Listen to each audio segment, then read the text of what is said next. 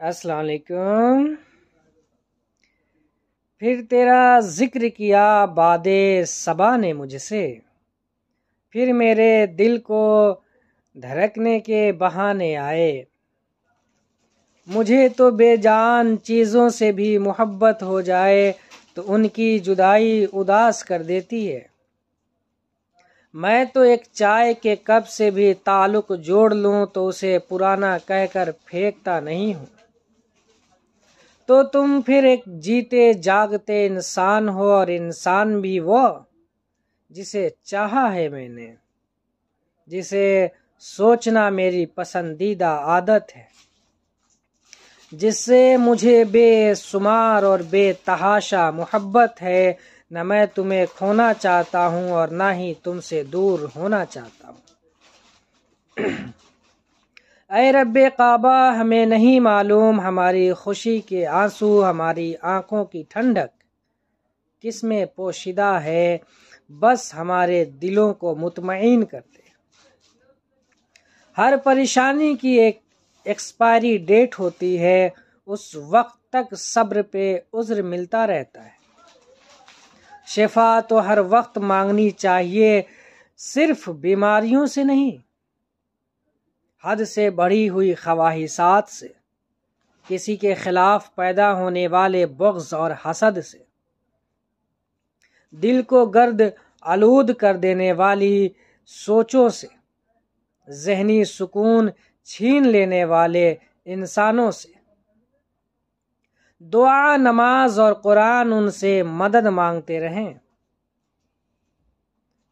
گونگا تمنا کرتا ہے کاش قرآن کی تلاوت کر سکے، بہرا تمنا کرتا ہے کاش وہ قرآن کو سمجھ سکے، اندھا تمنا کرتا ہے کاش وہ قرآن کو دیکھ سکے۔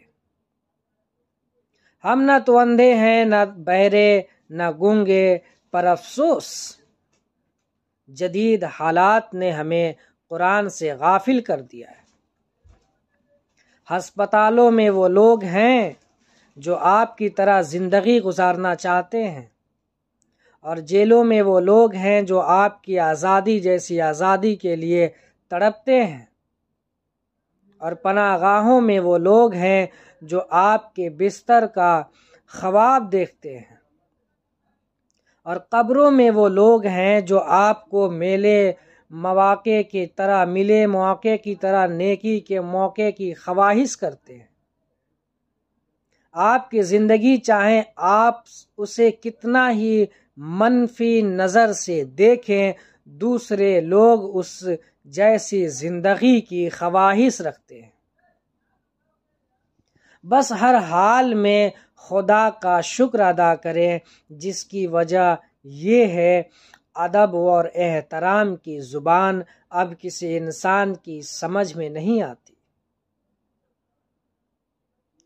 کچھ لوگ ادب و احترام سے بات کرنے کو محبت کا معاملہ سمجھ بیٹھتے ہیں، اور کچھ کم ظرف ادب اور احترام کے ساتھ بات کرنے کی وجہ سے آپ کی بے حرمتی اور استحصال کرنے پر اتر آتے ہیں، جبکہ در حقیقت یہ رویے ہماری فطرت کی عکاسی کر رہی ہوتی ہے، یہ ہماری پرورش اور تربیت کو ظاہر کرتے ہیں۔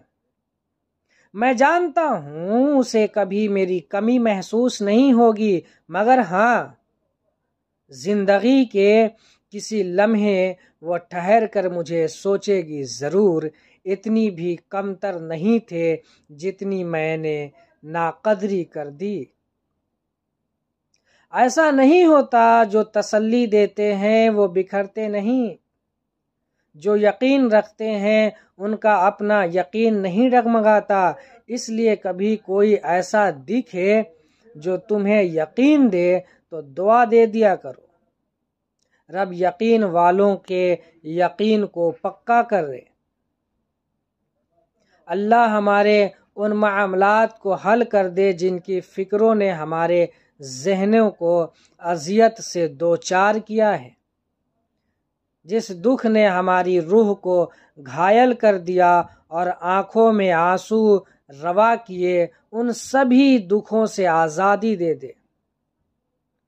تمہاری دعاؤں کی مسلسل تکرار اور تمہارا غم اور اللہ کا مسلسل چپ رہنا ایک سخت امتحان ہے تمہارے ایمان کا، مگر جب رب اپنی خاموشی توڑ دے گا تم اس کا جلوہ دیکھو گے جو تمہارے توکل کا انعام ہوگا۔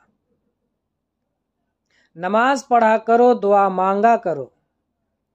اگر بغیر نماز پڑھے بھی تمہاری زندگی ٹھیک چل رہی ہے تو تمہیں ڈرنے کی زیادہ ضرورت ہے، کیونکہ اللہ تعالیٰ نے تمہیں آخرت کے بدلے میں اس دنیا کا عارضی سکون عطا کر دیا ہے۔ کچھ راز صرف اللہ اور بندے کے بیچ میں ہوتے ہیں، ہماری کچھ غلطیوں کو صرف اللہ ہی جانتا ہے۔ اللہ سے چپکے چپکے کہتے رہیں کہ آپ اس پر شرمندہ ہیں، وہ کرم کر دے گا۔ اللہ تو وہ بھی جانتا ہے جو انسان نہیں جانتا۔ قیامت کے دن اللہ پاک جب مجھ سے پوچھے گا کیا تم نے کسی کو اسلام کی دعوت دی؟ جو سن رہے ہیں اپنی کان آنکھیں گواہ رکھے، میں آپ سب کو اور اپنے آپ کو اللہ سے ڈرنے، نماز پڑھنے، نیکی کرنے اور اللہ کی رضا اور رحمت کے اصول کی تلقین کرتا ہوں۔ گواہ ہو جاؤ سب، میں اللہ کے احکام آپ تک پہنچانے کی کوشش میں ہوں۔ لوٹ آؤ اپنے رب کی طرف اس سے پہلے کہ تمہارا رب تمہیں خود اپنے پاس بلا لے۔ اللہ مجھے لوگوں کی حقیقتیں نہ دکھائے، اس سے فقط میرا دل جلتا ہے۔ مجھے خاموشی سے میری لا علمی میں اب ان کے سر سے محفوظ فرمائے۔ اگر انسان میں ساتھ نبھانے کے گن نہ ہوں تو کم از کم اتنی ہمت ضرور ہونی چاہیے کہ ساتھ چلنے والے کی آنکھوں میں آنکھیں ڈال کر اپنی بزدلی کو تسلیم کرے اور اسے واپس اسی مقام پر چھوڑ کر آئے جہاں سے اس کی آنکھوں پر محبت کی پٹی باندھ کر سفر کا آغاز کیا تھا۔ اتنی تاخیر نہ کیجیے پلٹنے میں کہ چابیاں بے اثر ہو جائیں تالوں پر۔